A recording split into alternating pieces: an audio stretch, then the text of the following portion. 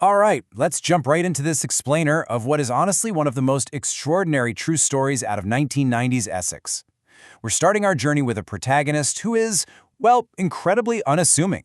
A guy living on a totally ordinary street, but who somehow managed to pull off something completely unprecedented. When we think of a major counterfeiter, we usually picture some sort of shadowy criminal mastermind tied to a huge international syndicate, or maybe a brilliant tech genius. But Kenneth Mainstone? He was none of those things. He was literally just a commercial printer, a guy with 30 years of perfectly legitimate experience working out of a garden shed right behind his house. But he knew paper, he knew ink, and he knew pressure. And yet, this blue-collar craftsman achieved something that absolutely shook the very foundation of British financial security. He became the man who quite literally forced the mighty Bank of England to destroy its own money. Seriously, how does a guy in a backyard shed outsmart an entire central bank? Well, let's find out. Section 1. The Unfakeable Banknote and the Bank of England's Hubris. So, back in 1990, the hubris of the Bank of England was pretty much absolute. They firmly believed their 20-pound note was completely impossible to forge. Not just hard, mind you, but actually impossible. Think about the layers of physical security that supposedly made it an impenetrable fortress. I mean, they used custom single-source paper embedded with watermarks. They used this highly specialized technique called intaglio printing, which is that raised ink you can physically feel with your fingernail. And on top of all that, they wove a physical silver security thread directly into the paper itself. But here's the thing. They didn't just rely on the physical paper. Every single week, millions of these notes were processed through highly advanced automated sorting machines, and every single note passing through was scanned an astonishing 17 different ways. 17. They checked electromagnetic properties, paper density, thread position, and at this point in history, these machines had never accepted a fake, not even once. But there was a fundamental blind spot here. The machines only looked for known fakes. Think about that for a second.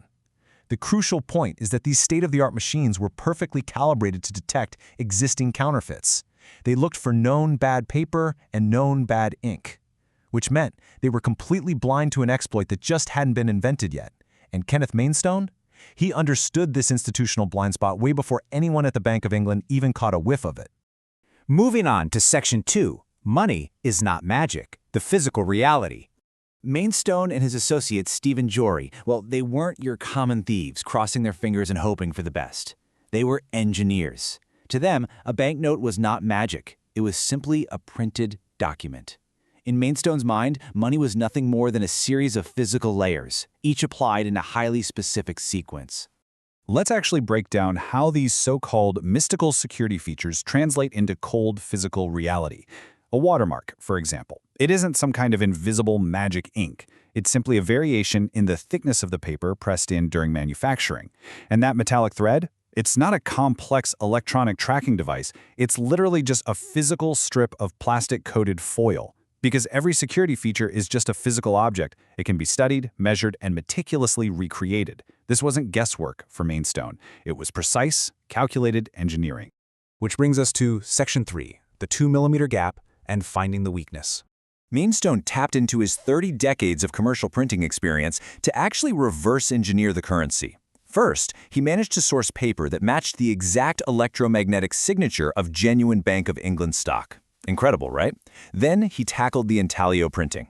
He successfully replicated that incredibly complex raised ink texture that human hands rely on to verify a note, and he did it using heavily modified standard commercial presses. But guys, here is the absolute game changer. The massive institutional flaw. While studying the notes under heavy magnification, Mainstone found a weakness in the metallic thread. Now, the weakness wasn't in its design, but in its placement. You see, in certain official print runs, the thread's position varied by up to 2 millimeters from note to note. To account for their own manufacturing inconsistencies, the bank's automated sorting machines actually allowed a 2 millimeter tolerance variance. And that tiny, seemingly insignificant gap, that was exactly the space Mainstone needed to operate within.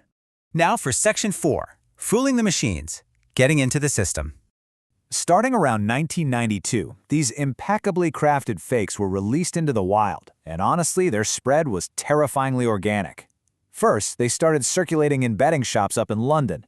Then they migrated over to the casinos, eventually spreading like wildfire across pubs, petrol stations, and supermarkets throughout Essex and Kent. And finally came the ultimate test. The counterfeit notes made their way straight into the Bank of England's own highly secure sorting rooms. The sheer scale of this system's failure happened in 3 distinct steps, and it's wild when you break it down. Step 1, human cashiers held the notes up to the light, felt the raised ink, and accepted them as real. Step 2, commercial bank detection completely missed them too. But step 3, this is the truly shocking part. The fake notes were verified as completely genuine by the Bank of England's supposedly infallible automated machines. The equipment ran at 17 scans, looked right at Kenneth Mainstone's garden shed craftsmanship, flagged absolutely nothing, and sorted the fakes straight into the genuine pile. No way, right? Section 5. The Microscopic Downfall. Operation Mermaid. So, as you can imagine, the investigative response, which was dubbed Operation Mermaid, was absolutely immense. It pulled in Scotland Yard, the National Crime Squad, and private currency printers De La Rue. It's such a staggering juxtaposition when you think about it. On one hand, you have an estimated £50 million economic threat, something requiring advanced laboratory analysis just to detect, and it was brought down by something incredibly mundane, a junk mail catalog. The downfall basically came down to microscopic forensics. You see, Mainstone's printing equipment left tiny microscopic forensic signatures on everything it produced. We're talking invisible variations in ink density, entirely unique roller pressure signatures, things like that. Well, investigators found these exact microscopic fingerprints on the fake £50 million. And then, crucially, they traced those exact same signatures to legitimate wedding invitations, promotional flyers, and corporate brochures circulating around Essex.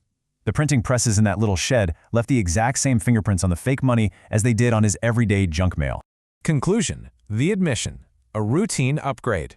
Mainstone and Jory were, of course, ultimately convicted. But what's really fascinating here is that the Bank of England remained entirely silent publicly about the fact that their own multi-million-pound sorting machines had totally failed. Yet just 18 months after the arrests, the bank completely redesigned the £20 note. We're talking new paper, a new thread, totally new detection protocols. Publicly, they called it a routine upgrade. But everyone in forensic finance recognized the irony. It was a silent, total admission of defeat. Kenneth Mainstone never hacked a computer. He didn't rob a vault with a weapon. He literally just sat in a garden shed with some paper, some ink, and decades of knowledge, and built a forgery so incredibly accurate that a central bank couldn't even tell the difference. Which really leaves us with this final thought. Is the perfect system ever truly safe from a master craftsman? It definitely makes you rethink the whole illusion of absolute security, doesn't it? Thank you so much for exploring this fascinating story with me. And hey, keep questioning the systems around you.